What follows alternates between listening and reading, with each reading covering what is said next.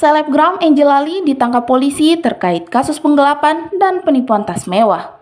Hal itu dikonfirmasi Kepala Bidang Humas Polda Jaya, Kombes Ade Ari Syamindradi pada Kamis 15 Agustus 2024. Ade mengatakan penyidik telah melakukan gelar perkara untuk peningkatan status AC alias AL dari saksi menjadi tersangka. Ia menyebut Angela Lee ditangkap setelah ada laporan dari korban berinisial FI. Atas perbuatannya, korban mengalami kerugian hingga miliaran rupiah. Kini, Angela Lee berada di rumah tahanan Polda Metro Jaya. Ada 15 tas mewah, diantaranya yakni merek Hermes dan LV yang menjadi barang bukti. Selain itu, ada 14 surat perjanjian jual beli tas antara FI dan Angela.